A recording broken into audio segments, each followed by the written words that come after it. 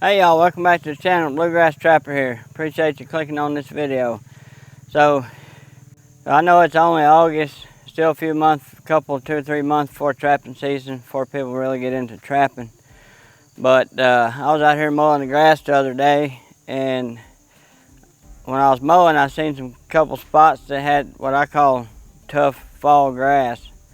Patches of grass that I usually only see in the fall. Well, that's all it took to trigger my addiction to trapping. I don't mind, I'm okay with that. I'll call it an addiction or whatever you want to call it. I know it's a whole lot cheaper than some other addictions out there that are a lot harder on your health and your pocketbook. So every year before trapping season, I try to do a set. One of the sets I use quite a bit throughout trapping season. I try to do a demonstration of it right here in my backyard, and just in case there's people out there wanting to get into trapping or wanting to experiment with different sets, and I'll show them one of the sets I use. And what I'm going to show you today is the TBone set, what I call a TBone set. And a lot of times you can find these bones in old bone yards and things like that. If you trap around cattle country, a lot of these old farmers will have cow die somewhere in the back, or they'll drag them back to a certain spot or whatever, and you can find old carcasses, find these bones right here. The bone that goes along the back, but it's kind of shaped like a T-bone, and it has a perfect hole in the middle there, which we're going to need later, and has this which you can drop in the ground. It's pretty awesome. I like to, anytime I find some of these, I got a bucket full of them, or I just pick them up out on farms where I'm trapping at. And it's really a simple set. I caught quite a bit of coyotes on it last year. Last year was probably the first year I really started experimenting with this set a little bit more. I still love my dirt hole set, but this is the one I'm going to show you today. So I'm going to put this set in right here, and like any other set, this set's going to need to be on location wherever the coyotes are coming through. But it's a really good visual set, plus you add your scent to it. So this looks like a good spot for coyotes to probably come through, if there was any coming through here. They probably not, because it's in my backyard, but you got the fence row here, about where my trapping bag sets. There's a little corner that comes out where it's growed up. So say this is my backyard, so we're just going to pretend this is a good spot where coyotes are coming through. And I always say this, anytime I put in a set, I'm going to show you this is kind of what works for me. You might want to tinker with it and get it to work for you. I'll try to set the camera up here, give you a good angle as I can here. Something like that.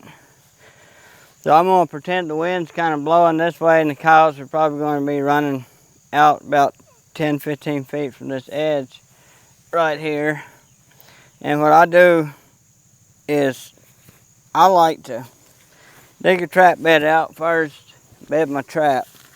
I like to pick out a spot and then dig out a trap bed. In the wintertime, you probably won't have as much grass.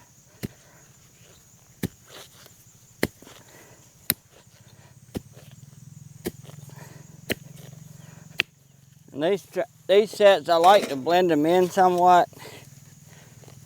So I'll take that, just put it over here in my sifter. I'll set it over there, you can see it better.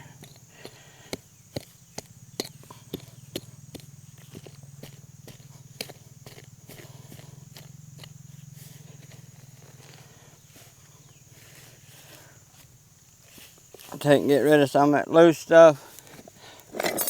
Grab my trap. I'm not going to actually drop this in the ground because I'm not actually setting this here, but if I was, I would put that in there and drop it in the ground. And if you're new, you ain't never used these stakes, when they pull on it, it turns sideways and it won't come up. Just going to lay it in the bottom of the bed right now. So take my trap, set it. Hope y'all can see this here. Now, I don't know if I brought any with me. I would normally put some polyfill underneath the pan to keep the dirt out. Since I don't have any, I'm just going to stick that leaf under there. Pull it down the night latch, click like that, or you can use a pan cover if that's what you prefer. But more or less, I just want to show you what this set looks like. Get that in there and bed it solid where it won't move like that. Take this loose dirt, use wax dirt, peat moss, whatever you're using. Sift over this trap like so. It's all covered up, pack around it. And I'm doing this in case there's beginners out there that want to learn how to do this. Get rid of my loose dirt. Then for this specific set, I wouldn't do this on a dirt hole, but I'll sift a little bit of grass clippings and stuff on top of it to kind of blend it in somewhat. I usually keep a pair of scissors in here. Well, I guess I wasn't too prepared. I don't have them. Since the grass is tall, we'll just do this. Anything you can do to kind of blend it in. Now, once you catch that first coyote, the whole area is going to be bare. There'll be a big catch circle here. And this grass is also taller. The lowest spot right there where the pan is. Grass is also taller than it's going to be in the winter time. I'll do the best I can, kind of blend it in. You don't want to put some real tall stuff on top of there because it'll clog up your jaws. Something like that. Y'all get the gist of it, right? Put it in here, kind of blend it in best you can. And then I'll go back. If I think the coyote's going to be around here, if I think he's going to work it from this side, which he probably will, it's the lower side here. I'm going to take that bone. Here's my pan. I'm going to take it back 6 to 8 inches, something like that, and drive it in the ground.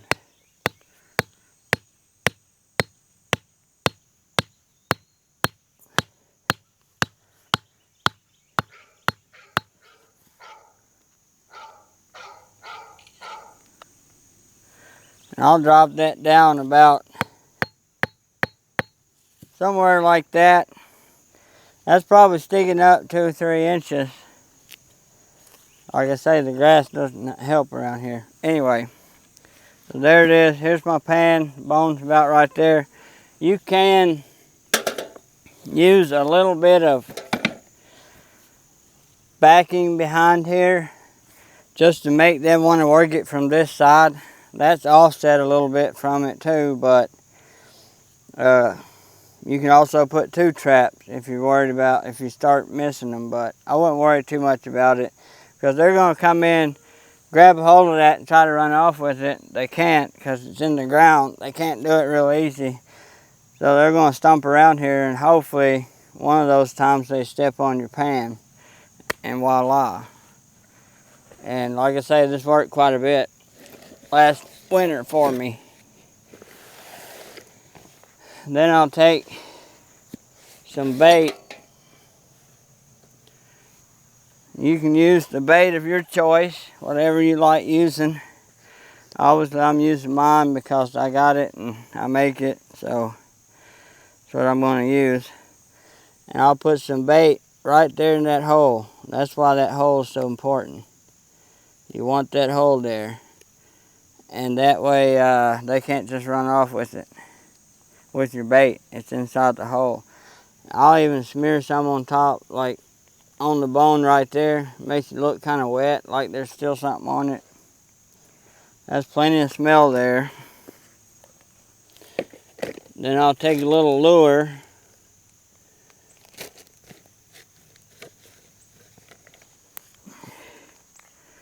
This is like a food gland curiosity lure. You can use whichever kind of lure you want again.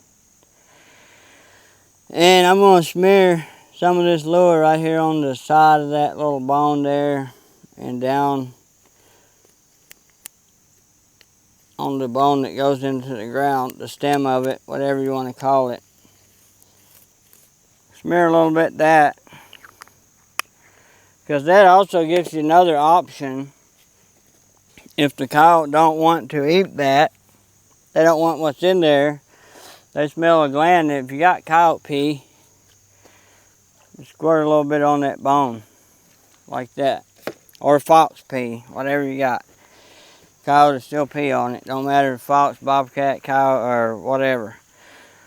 Put some pee on it. And if they don't want to eat what's in that bone, there's a really good chance that he's going to mark it so that when he comes back later, that he's just going to mark it because something else already peed on it, for one.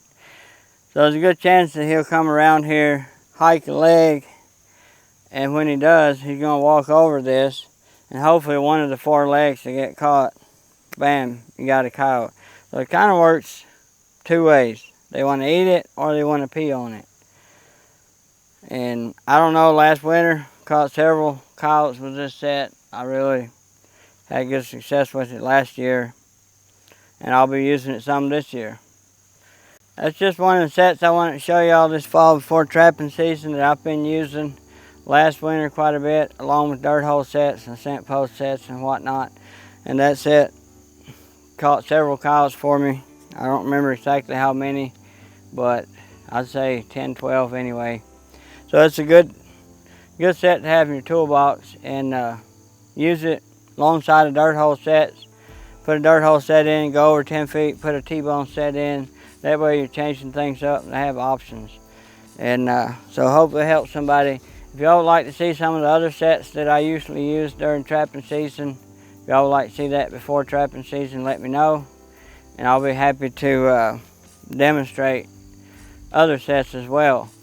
And also, if you're local around here, and or don't matter if you're local or not, if you want to drive, September 21st, I'll be doing a couple demonstrations. I'll be doing a coyote bobcat trapping demonstration and a fur handling demonstration just outside of Scottsville, Kentucky, a few miles. And it's out in Mennonite country.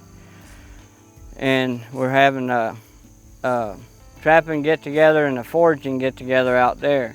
There's going to be some guys come in. We're going to be set up around the pond, and they're going to be foraging steel, which they make knives.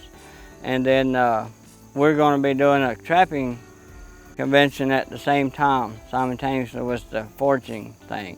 So it should be a good turnout. We're hoping for a good turnout. Local game warden's going to be down there. He likes to trap too, and he's going to be doing a trapping demo or a fur handling demo. He's going to be doing some kind of demo down there as well. So just a good place to meet a bunch of other trappers, and whether you're an experienced trapper or somebody wanting to get into trapping. And the reason we do this stuff really is to get people interested in trapping, and to get these little boys that are running around, you know, playing games, get them out in the field, try to get them on trapping, hunting, stuff like that. So that's why we do it, and it helps with nuisance control. Very important. So I do appreciate y'all coming to the channel. I will catch y'all in the next one, and hope y'all have a blessed day.